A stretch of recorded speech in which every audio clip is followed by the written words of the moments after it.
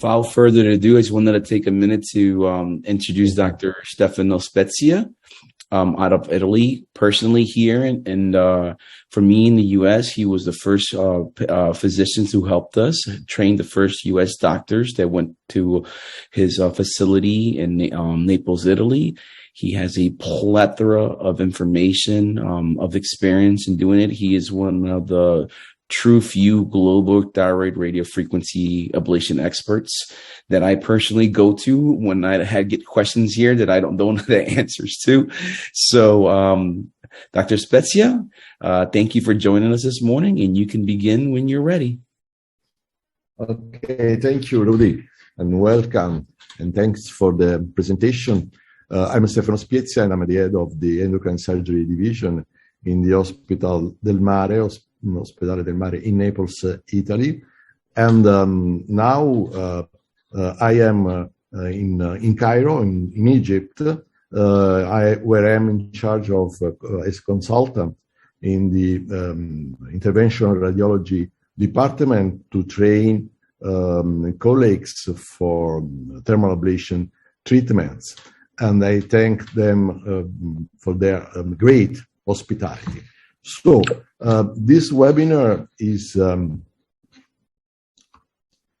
focused on three main objectives: to learn the basics on how to safely perform the thyroid RFA procedure, to review potential complications such as pain, hoarseness, Horner syndrome, nodule ruptures, and skin burns, and how to improve your skill with advanced RFA techniques.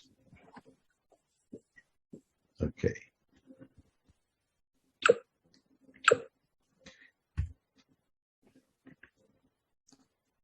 You see here some images from my database of patients. This is a lady with a very large goiter in the neck side, in the right side of the neck, and this is the results after the treatment at 3 months follow-up. So the objective of the main target of this webinar is to improve our skill, to improve the possibility to get these results in a very short time, but in a very safe way to perform the treatments.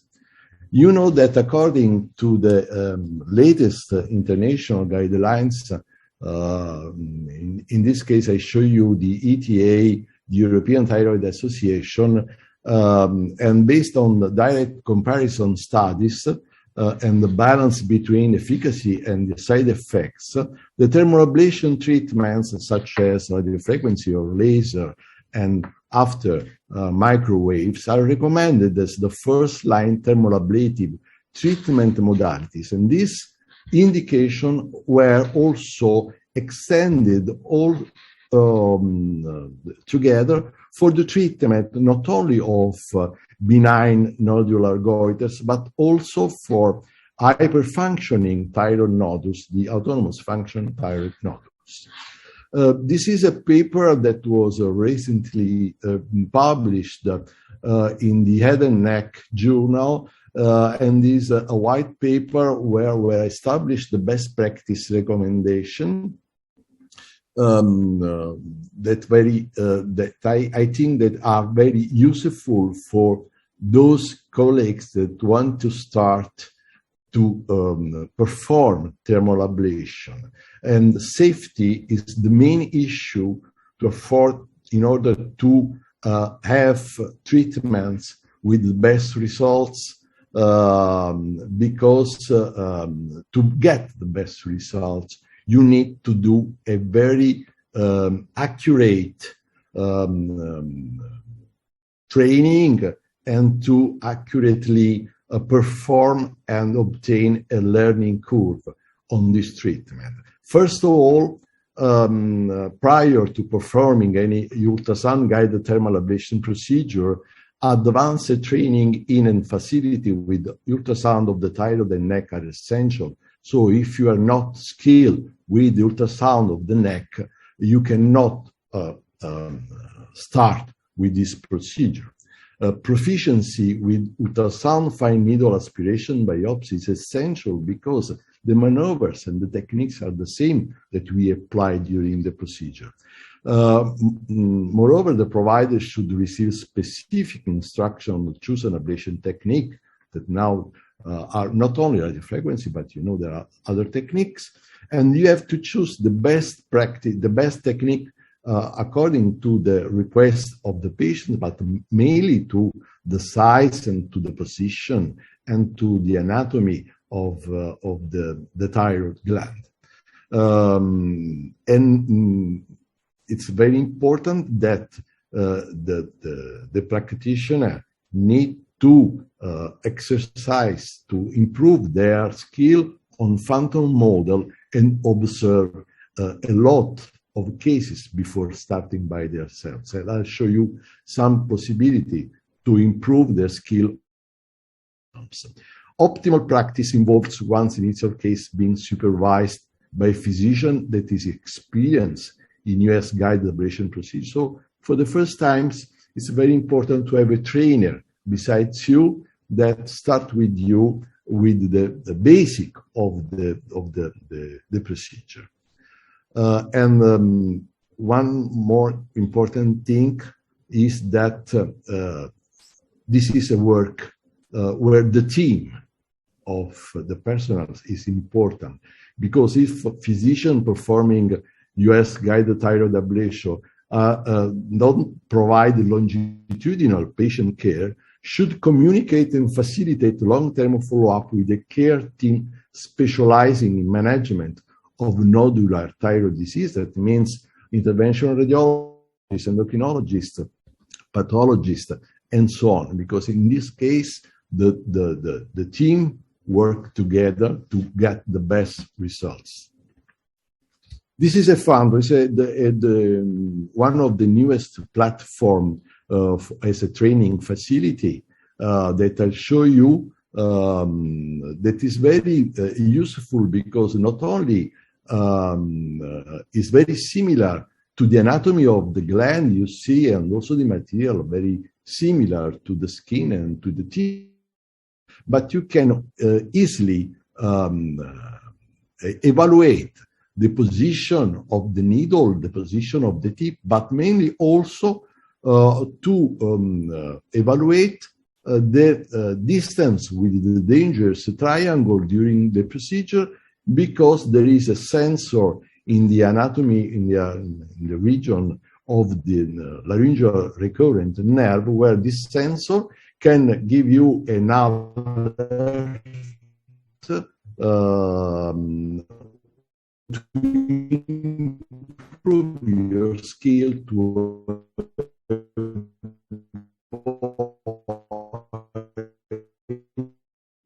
the damage of the nerve during the procedure. This is only one of the in the market a very accurate learning curve. But now entering into the topics of the webinar. So first of all, to perform a safe ablation, how can we start? Mainly from a correct patient selection. So we cannot ignore that physical examination, the clinical evaluation of the patient is one of the first, but mainly one of the most important things to do. We need to evaluate clinically with the palpation, the neck. We need to do a very accurate analysis on the symptoms, on the medication, on possibility of comorbidity, and so on. Then, obviously, to perform an ultrasound examination with the evaluation of the ultrasound risk according to the thyroid's classification, the evaluation of the hormonal panel, and eventually also of a CT scan if you have enough nodules. Before thyroid thermal ablation, we need fine needle aspiration biopsy. Usually we ask for 2 consecutive benign results. That means type 2 according to Bethesda classification. But if you have a nodule that is spongiform with a very low risk stratification according to the EU TIRADS, we can also have one fine needle aspiration biopsy to start the procedure. While we recommend against thermal ablation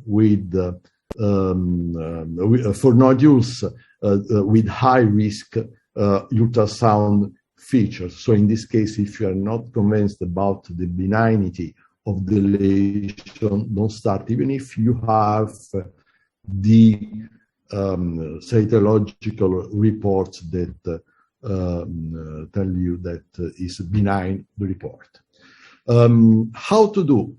Always during the patient selection, we have to get the best and correct indication in adult patients with benign thyroid nodules that cause pressure symptoms on that have cosmetic concerns and decline surgery. Look, for example, at young ladies that have a bump in the neck and don't want to have a scar in the neck, and they decide to recover their good aspect without surgery, without general anesthesia, but mainly without a scar. And this thermal ablation treatment should be considered as a cost and risk effective alternative option to surgical treatments or to observation alone.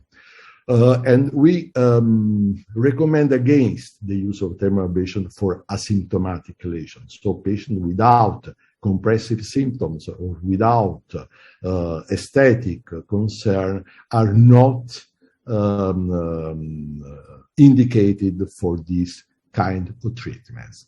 What nodules to treat? Benign symptomatic nodule. This is the best candidate to have thermal ablation. This is a spongiform nodule with mixed pattern with large fluid collection inside, and according to the evidence-based medicine, this is the best candidate for thermal ablation. It's very responsive to the treatment. Or autonomously functioning thyroid nodules, while Graves' disease and toxic multinodular goiter are not suitable for thermal ablation procedure. So only for autonomous functioning thyroid nodules, well-defined nodules, or in other case, we could consider, there are some papers and some evidence about this, to consider thermal ablation as combined therapy along with radioiodine in order to reduce the volume before give radioiodine to reduce the amount of radioiodine to give to the patient. And now thermal ablation treatments are getting a lot of indication also in oncological problems. So we can treat lymph node metastatic or recurrences after surgery for papillary carcinoma, or for the treatment of microcarcinoma, but this will be probably the topic of another webinar dedicated on the oncological treatments with thermal ablation procedures. It's very important to follow the checklist, the preoperative checklist before radiofrequency ablation. Take in your mind to consider cytological diagnosis. One type 2 report in a low risk stratification could be enough. Remember to consider that ultrasound examination is the first important step to perform, and to study the main features, ecographical pattern of the nodule, but also the critical surrounding anatomical structure. And we see later why this is very important to avoid complications. So we need as a preoperative assessment also a complete blood count, mainly for coagulative tests. Finally, the informed consent that must be given to the patients. Thermal ablation is and patients in therapy with the aspirin or antiplatelet drugs should suspend therapy that could be replaced with low-weight heparin. Patients in therapy with warfarin should suspend 3 to 5 days before ablation and check the INR. During procedure to reduce swelling, administer steroids intravenous for huge and compressive nodules. Informed consent is very important that patients should be carefully informed about the procedure orally and in writing about the thermal ablative treatment options, their potential efficacy and side effects, therapeutic alternatives, but also the patient should be informed about your casuistic, your database of patients, your results. It's very important to include this in the form consent. While caution should be taken in performing the radiofrequency ablation of thyroid nodules with malignant ultrasound features, as I told you before, even though there are benign results on fine needle aspiration. And one other issue to solve is what about the indeterminate nodules? Well, we think that according to the international guidelines, that we need to manage this nodule as if they are cancer and not perform fine needle, not perform thermal ablation for type 3 and type 4 nodules.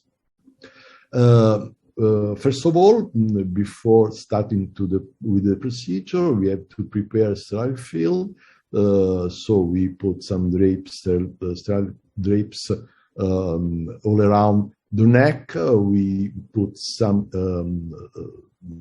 transparent drape on the dashboard of the ultrasound equipment and the cover, sterile cover on the probe.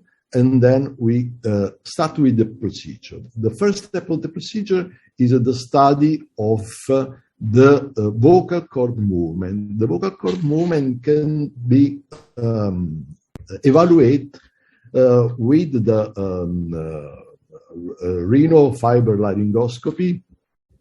So we have a direct visualization of the vocal cord movement in a monitor. And so we can exactly evaluate the movement, the morphology, the anatomy, and also the pathology of the vocal cord region. But we can also perform the translaryngeal ultrasonography that is very easy with a very short learning curve you can apply very quickly, and where you have the possibility to evaluate, to check the movement of the vocal cord. You see here during breathing, while the hyperechoic one are the real vocal cord, and in the deeper part of the monitor you can see the arytenoidal processes that also move during the normal function of the vocal cord. So it's very important to evaluate the functionality of the vocal cord before the procedure, but you can also study it during the procedure with transcutaneous laryngeal ultrasonography and immediately after the procedure. The second most important step is to perform a correct local anesthesia. We perform pericapsular local anesthesia with 10 cc's of lidocaine plus 3 cc's of bicarbonate and 7 cc's of saline solution.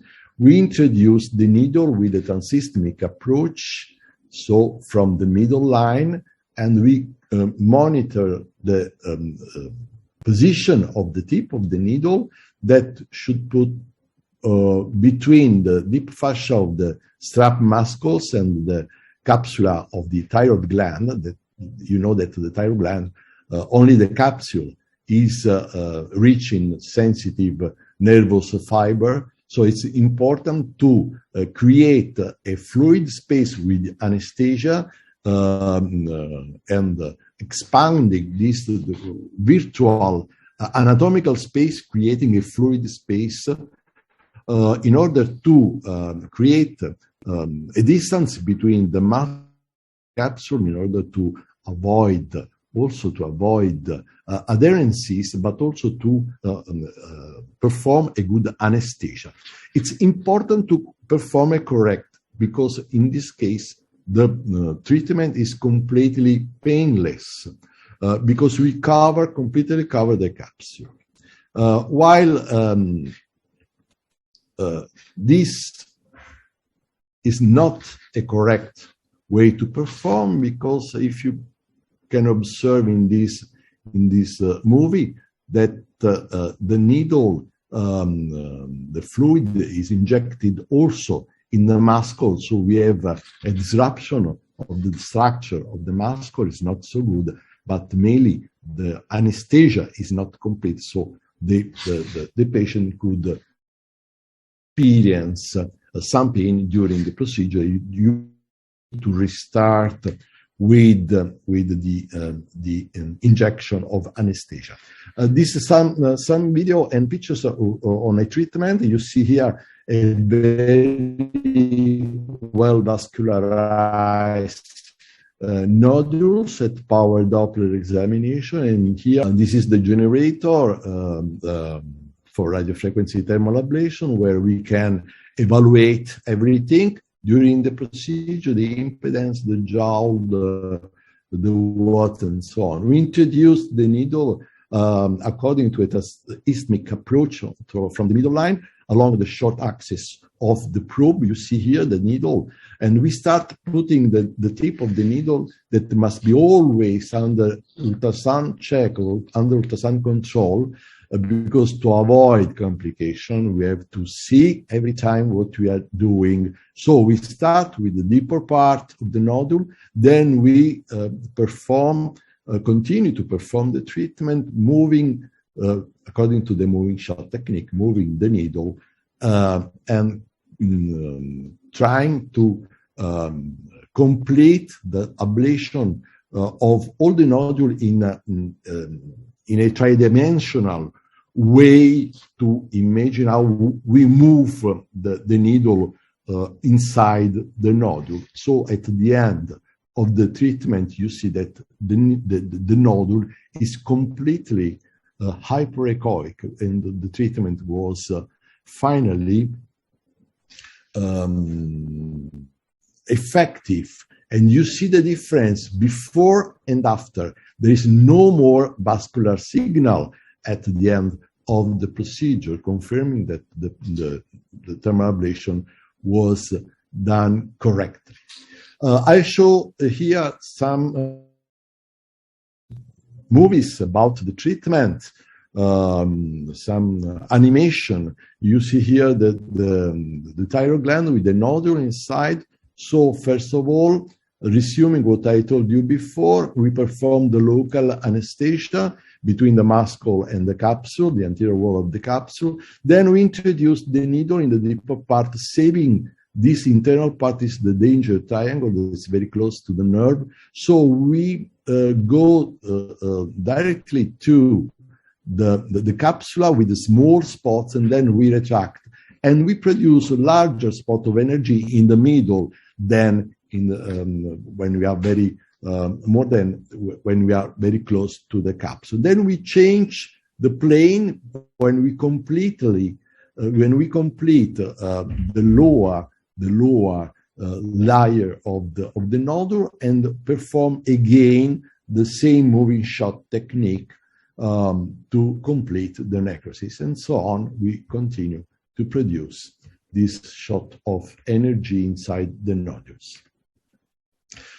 In other terms, what I have to recommend to you, first of all, to apply every time the moving shot technique, I recommend to introduce the needle from the middle line with a transystemic approach, inserting the tip in the deeper part of the nodule before saving this area that is named danger triangle because it's very close to the laryngeal recurrent nerve, the esophagus, and the trachea.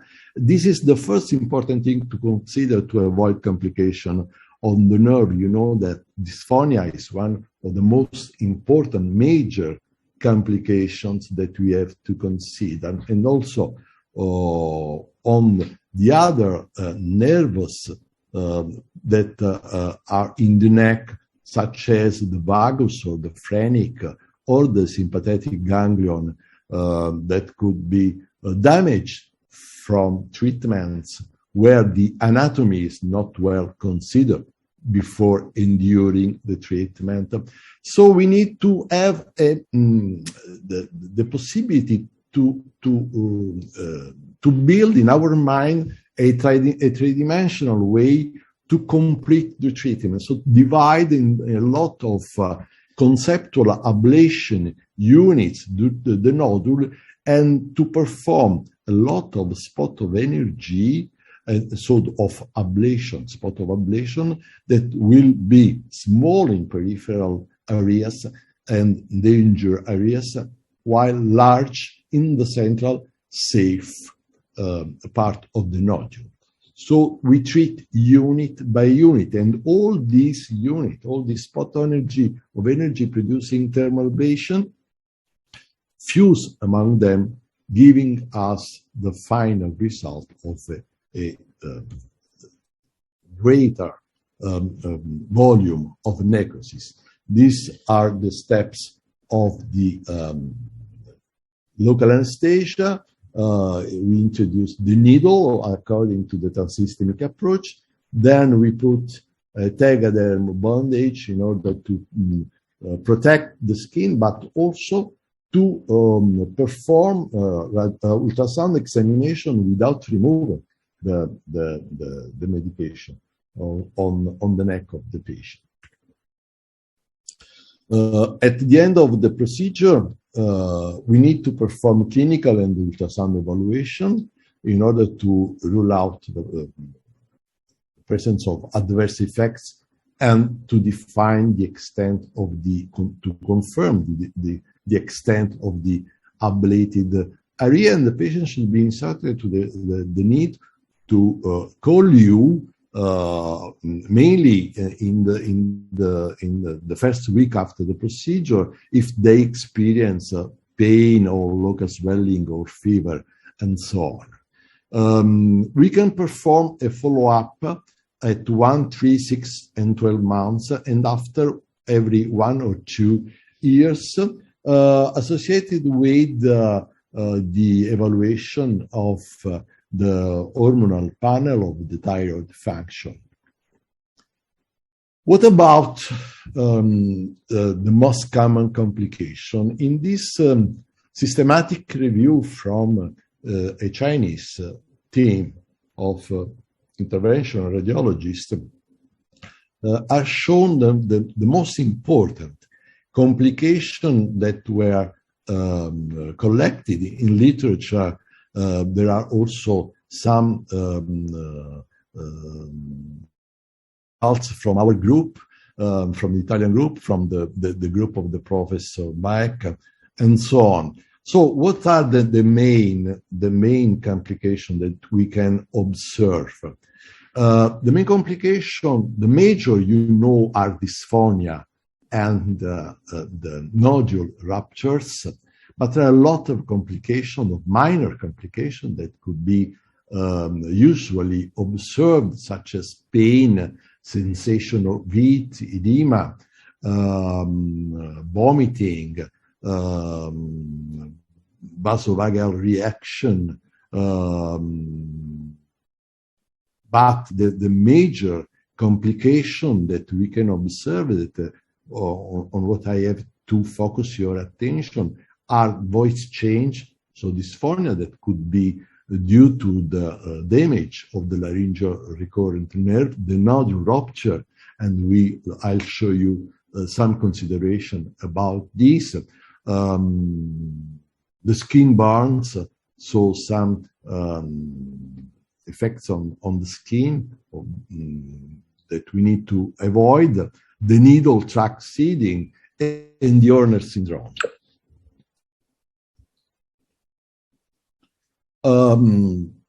What we can do to reduce these complications and also to manage this complication? Well, according to the experience of this paper that was published from the Chinese colleagues, in order to reduce the complication, mainly on the voice change, it's very important to have a good knowledge of anatomy. So a well done learning curve of thermal ablation cannot be ignored before performing these treatments, because anatomy is one of the most important factors that could affect, if you don't know the position of the very important structures in the neck. If you ignore this position, this anatomical position, you can have a very important complication on this structure. So good knowledge of neck anatomy. Please observe always the transsystemic approach and the moving shot technique. Please undertreat the area that is very close to the dangerous triangle, to the nervous structure in the neck, and please continuously monitor the tip of the needles in order to avoid very important complications, such as the damage of the nerves, but also to avoid the skin burns. So, for the Hoarseness syndrome, for example, the same thing. We need to have a very well done learning curve on the anatomy, and we have to check before performing thermal ablation the possibility that we can recognize the position of the stellatum ganglion in order to avoid to damage this important structure. And I'll show you some slides about this complication. To avoid the needle tract seeding, we need to use very thin needles. So my recommendation is to perform thermal ablation treatments always with 18 gauge needle, maximum 17 gauge needle. For hematoma, if you correctly apply the checklist that I showed you before, where in suspend therapy with antiplatelet drugs and with aspirin, if you have a small hematoma or a medium hematoma, compression and the appliance of an ice pack on the neck at the end of the procedure is enough to completely recover the minor complications. So manual compression of the site of the puncture, and no need for special treatment for most of the hematomas. To avoid skin burn, well, we have to monitor. The anatomy is always the most important thing, but also is very important that you are very skilled with the ultrasound technique examination, and you have to always monitor the tip. You always have to see what your needle, where your needle is, mainly the tip. But not only the tip, but mainly the exposed tip, because the exposed tip of the radiofrequency antenna can range between 1.5 centimeter to 0.5 centimeters. So all the exposed tip must be very far, quite far from the skin or from areas. So these are the most important things to consider and to avoid complication, and how to manage this complication is shown in this slide. As a conclusion, as a minimally invasive treatment modality for benign thyroid nodules, radiofrequency is safe and extremely well tolerated. And as you have seen before, none of the complications were life-threatening complication that could be related to radiofrequency. And anyway, the rate of this complication was very low. However, this broad spectrum of complication offers insight into the essential nature of neck anatomy physicians' experience with ultrasound-guided intervention procedures, pre-procedural evaluation, and preventive measures. In the slide is shown the experience of Professor Bach with some consideration about 12 cases, patients that were treated by radiofrequency thyroid ablation that had the nodule rupture, and you can see that none of these patients require surgery to solve the problems, because they got completely recovered without complete recovery with the conservative treatment.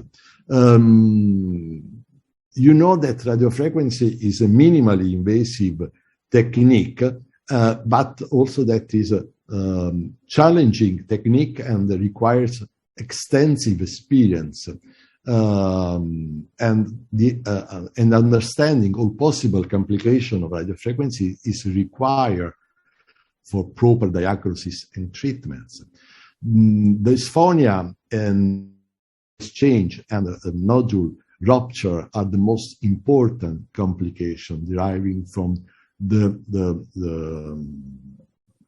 thermal ablation treatment.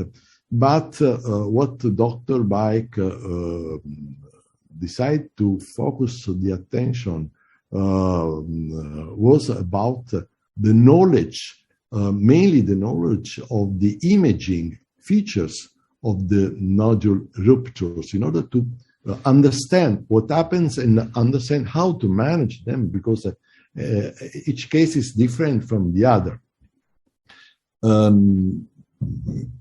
According to the experience of Dr. Bach, and also the same what I think, nodule ruptures is due to a delayed bleeding that could happen inside the nodule or in the periphery of the nodule. Bleeding may result from microvascular leakage within the tumor, leading to a delayed volume expansion and then subsequent rupture. And because hemorrhage is basically aseptic and self-limiting without doing anything, we recommend that these patients should be managed conservatively with observation and compression, with or without oral antibiotics, rather than undergo invasive procedure that should be performed only when conservative management is unsuccessful.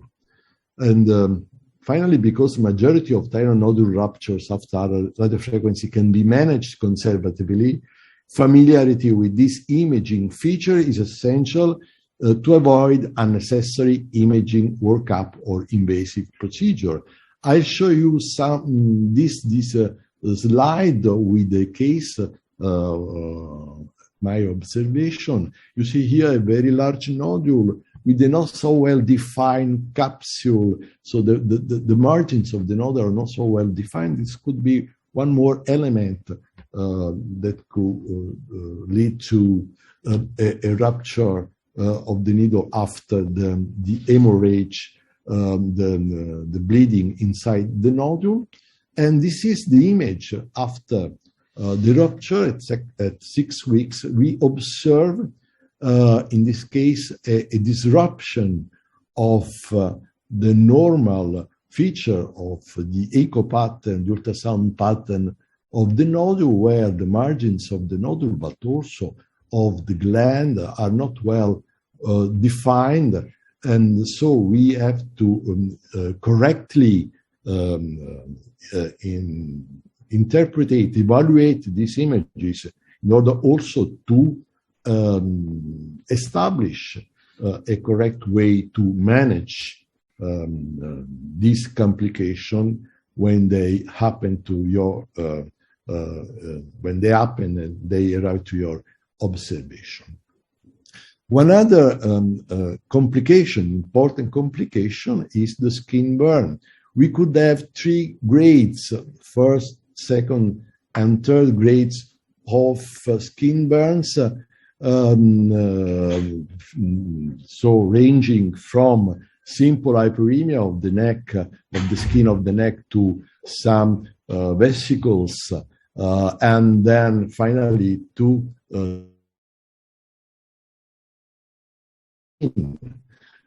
avoid this complication. It's very important to keep the active needle tip within the nodule, but not only the tip, but also, as I told you before, the exposed tip should be far from the skin. When you have lesions that are very close to the skin, so apply hydrodissection, apply a well-done hydrodissection, so you create a fluid space that lets you to treat also the more superficial parts of the nodules.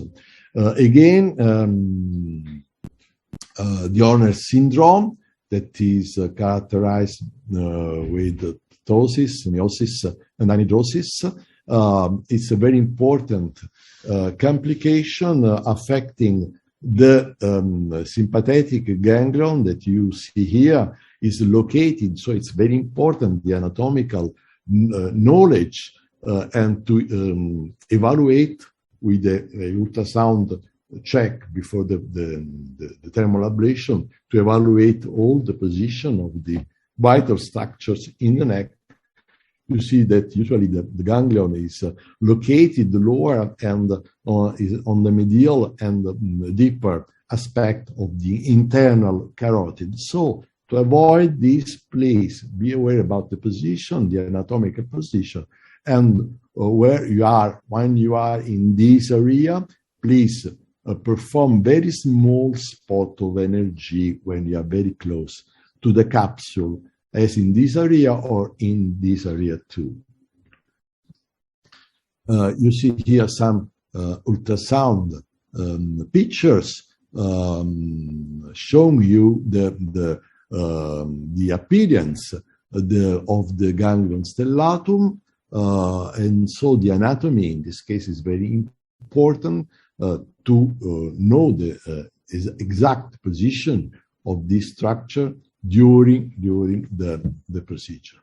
And finally, to improve your skill, we can approach to advanced technique, such as the ablation of the thyroid nodules afferent arteries before performing the radiofrequency ablation of the nodule. This is a paper that we recently published on Frontiers of Endocrinology, and that we applied also on autonomous functioning thyroid nodules. Because if you treat, first of all, you need to evaluate the position of the thyroid afferent main artery, then to treat it before the treatment of the nodule. And this is very important to perform, because you completely or mostly reduce the vascular bed of the nodule in order to reduce the zinc effect that could decrease the efficacy of the procedure. You see the difference between the vascularity before and after the procedure, applying the thermal ablation of the afferent arteries before the thermal ablation procedure. And this is an advanced technique that is very important to apply to get the best results. At the end of this presentation, what are the take-home messages that I can give you before how to prevent complication after RFA? Improve your learning curve with a trainer. Accurately select the patients. Apply the preoperative checklist. Always use the moving shot technique with the transsystemic approach. Mainly, most important thing is create a relaxing atmosphere and communicate with the patient. Because if the patient is anxious, you cannot work in a very relaxed way. Use thin antennas, not too many insertion of the needle in order to avoid also bleeding and nodule rupture. Always monitor the antenna's tip position. Use hydrodissection when too close to the skin and the muscles, and reduce energy with small spots of energy in periphery. Don't exceed in treating big volume, but split the ablation in more sessions. Observe the patient after the procedure and during all the follow-up days.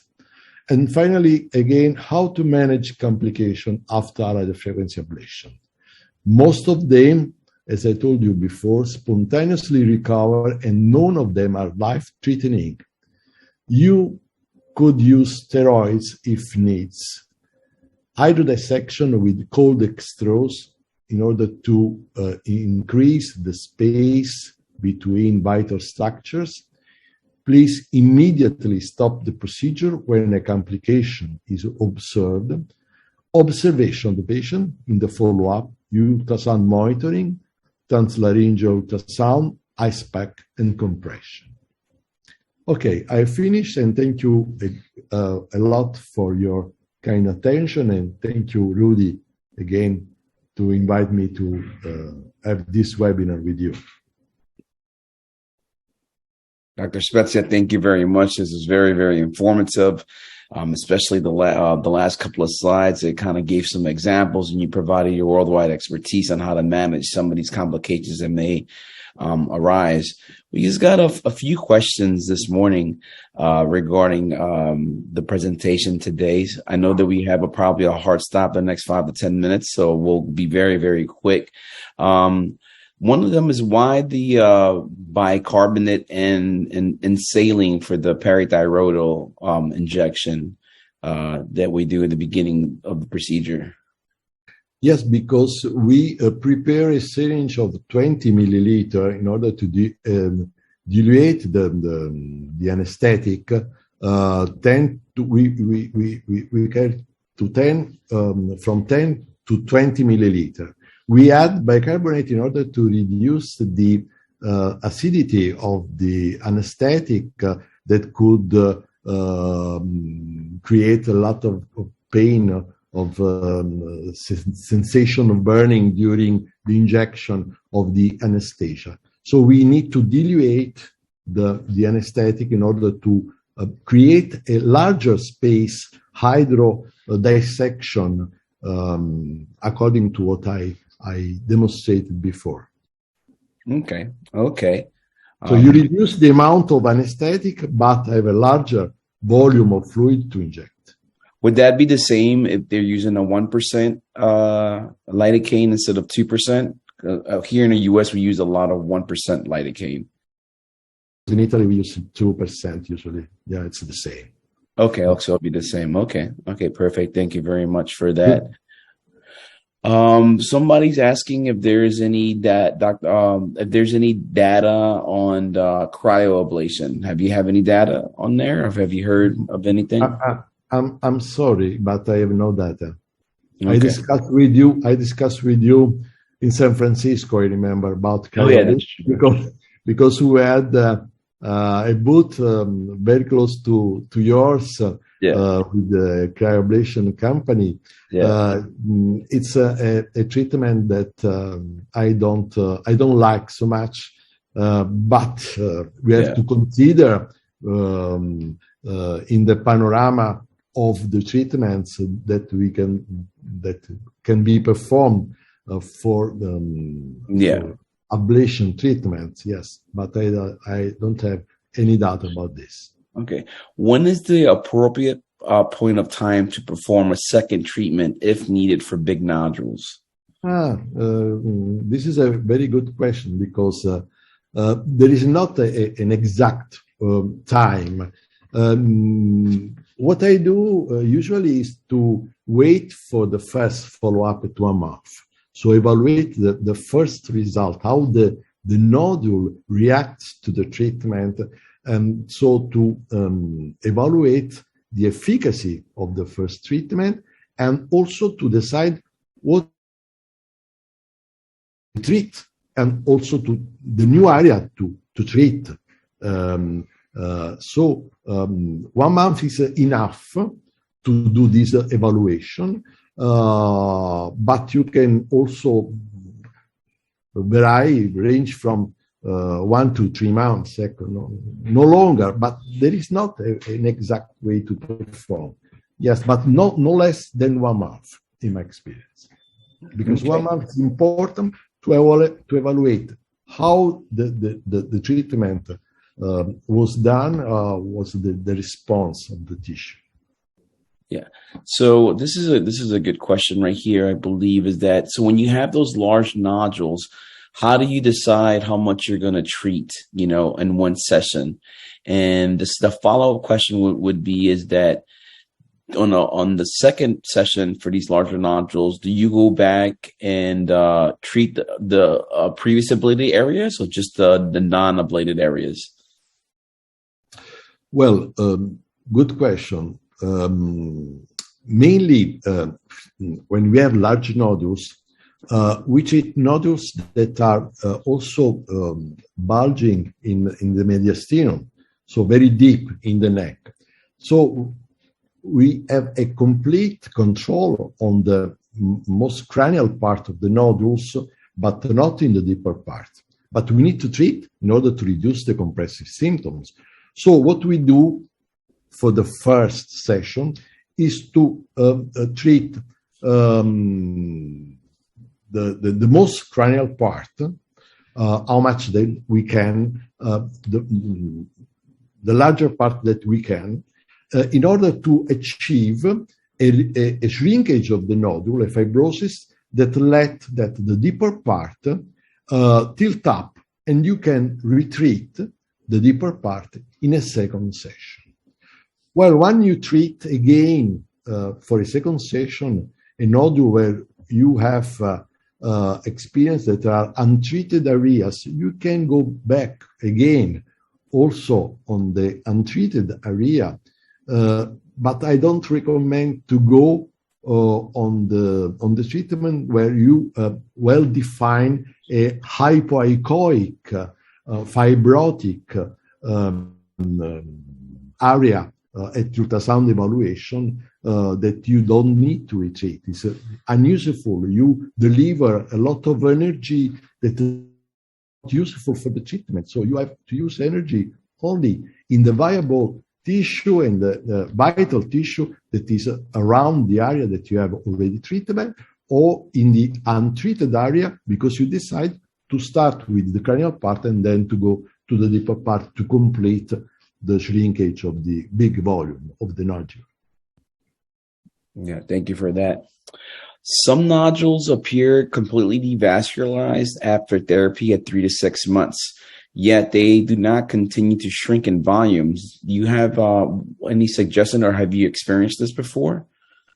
Sorry, I am not sure to completely understand the question. Some nodules are completely avascular after 3 to 6 months. Is the question? No, they're completely vascularized. So yeah. There's and after therapy, after RFA, at 3 to 6 months, but they don't continue to shrink. Have you experienced this before? Yes, it could be happen. I think that vascularization is not strictly correlated to the effects of the thermal ablation treatments.